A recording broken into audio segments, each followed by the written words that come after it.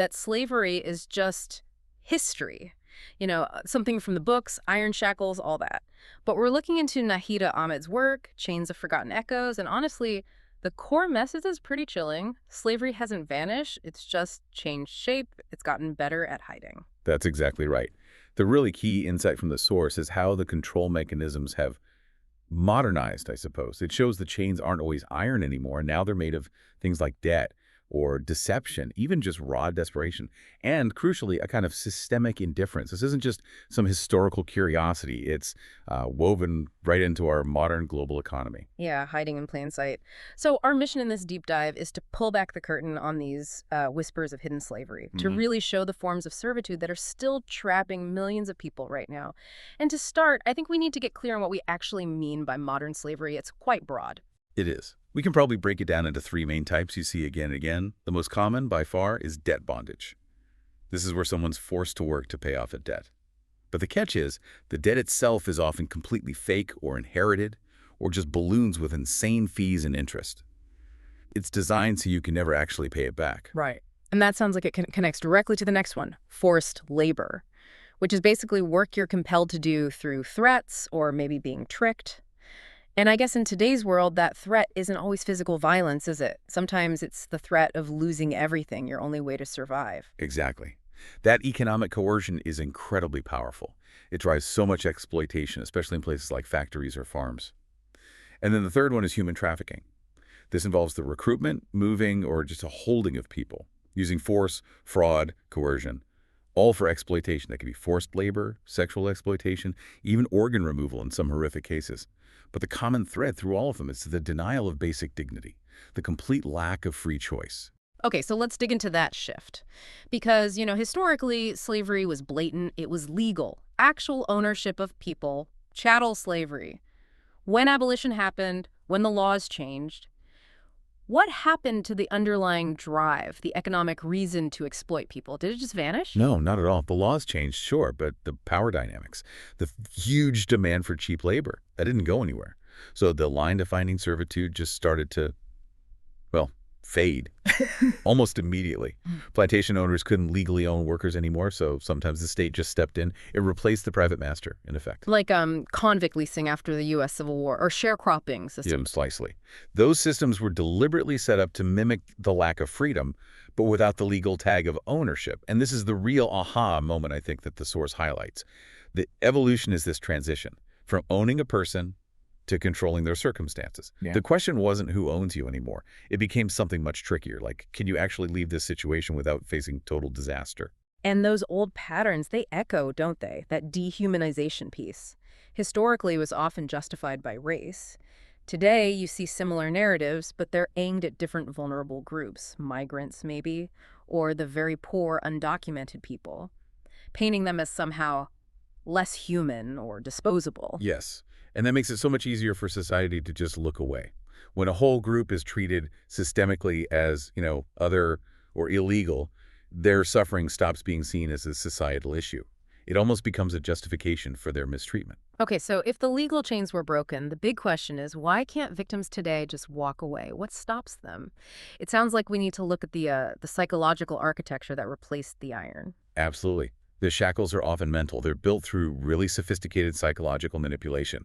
Traffickers are, frankly, masters of deception. They specifically target vulnerability people desperate for a better life, maybe fleeing violence back home. So they start with grooming, right? Making these amazing promises, a great job overseas, maybe education. They act like a savior, a benefactor, building trust first. Exactly. Building trust to lower defenses before the trap actually springs. And then almost immediately comes isolation. This is absolutely key. Exploiters systematically cut off every lifeline. They take phones, passports, identity documents. They might move the victim somewhere remote or use language barriers. The goal is to make the trafficker the victim's only source of information, their only means of survival. Wow. And then the gaslighting kicks in. That's just insidious. Where the abuser downplays what they're doing, blames the victim, twists reality, makes the person doubt their own memory, their sanity. You're lucky to have this job. You're imagining things. Yeah. Nobody else would help you. Yeah. The victim's own mind becomes the prison. And that psychological cage is then locked tight with something very concrete, which is this invisible ledger, where freedom gets traded for debts that aren't even real. Okay, we really need to unpack that ledger. Because I can hear someone thinking, well, debt's a choice if they signed a contract. Mhm. Isn't that just bad financial luck, not slavery?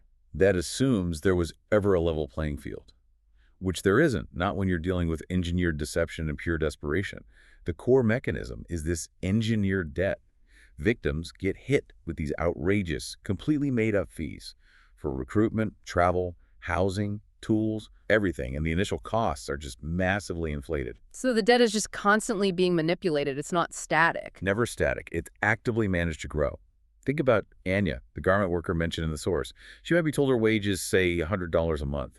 But then deductions for lodging, food, interest, maybe machine rental, they could easily total 105 there. She's literally paying her exploiter $5 a month for the privilege of working 16-hour days. The whole system is meticulously built so the debt can never be cleared. Any initial contract becomes totally meaningless. And layer onto that the confiscation of identity documents, passports, visas. Suddenly, you don't legally exist. You can't travel, can't get a legal job, and you're terrified of going to the police because you might get deported. Right. Traffickers are experts at exploiting the cracks already present in society. Things like precarious immigration status, language barriers, just grinding global poverty. And now, increasingly, we're seeing digital deception play a bigger role, too. Fake job ads online, social media scams, they can hook victims remotely before any physical control even starts. Okay, this is where it starts to feel really uncomfortable. Because these invisible bonds, they aren't just in some far-off, abstract place. They are, as the source points out, woven into huge parts of the global economy, the parts that touch our daily lives. We absolutely have to confront how widespread this is, how ubiquitous. Modern slavery often hides in plain sight, masquerading as legitimate work. It just blends into the background noise of global commerce, which makes it incredibly difficult for consumers, even authorities sometimes, to actually spot it. So let's make it concrete. Give some tangible examples. Where are these bonds hiding? You mentioned global supply chains. That touches almost everything, right? We're talking forced labor in agriculture, maybe the cocoa in your chocolate bar, the palm oil in cosmetics, the fruit you buy, or the sweatshops churning out fast fashion, the clothes maybe you're even wearing right now. Absolutely. Or consider the fishing industry, especially, say, off Southeast Asia. Workers, often trafficked from poorer neighboring countries, can be trapped on boats for months, even years. They're literally invisible to the world out there, subjected to horrific conditions, violence, all to meet the massive global hunger for cheap fish. And connecting the oldest forms of exploitation with the very newest technology in your pocket. Mining.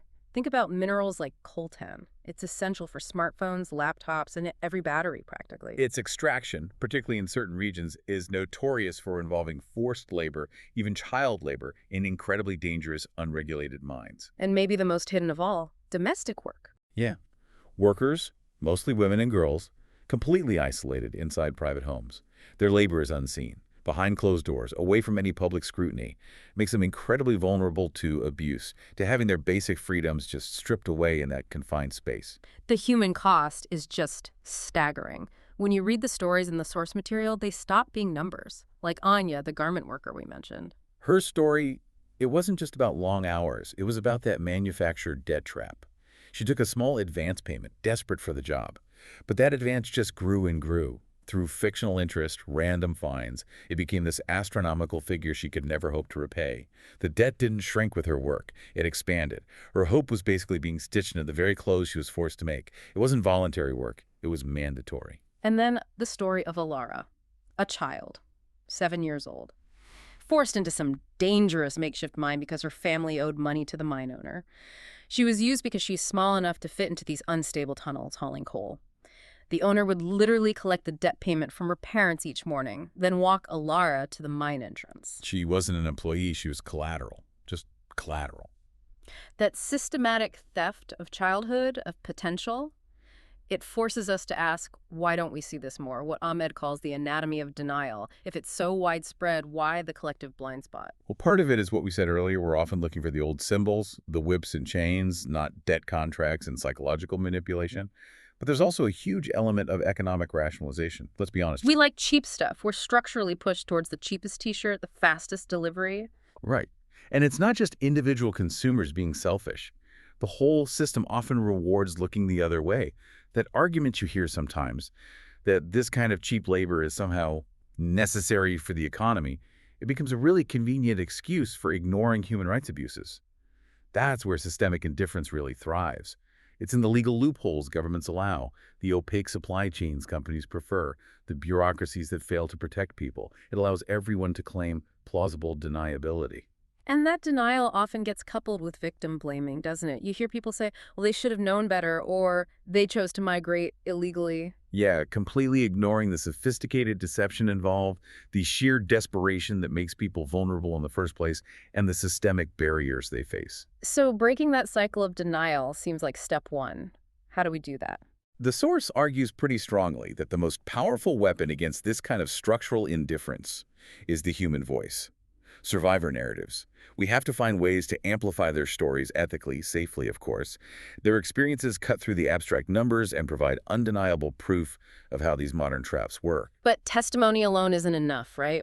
We need actual changes, actionable legal solutions. Absolutely.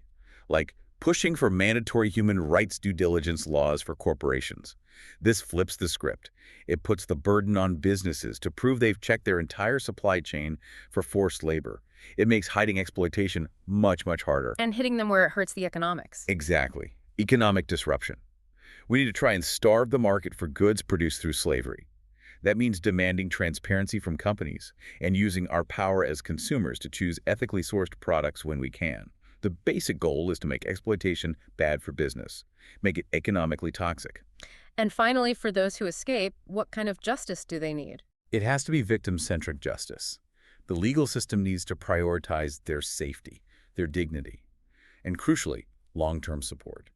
Trauma-informed care, job training, real resources so they can actually rebuild their lives and reclaim their future, not just rescue them and walk away. So we've traced this path, haven't we? From the obvious, overt chains of history to these modern, subtle bonds, forged by debt, lies, and just systemic apathy.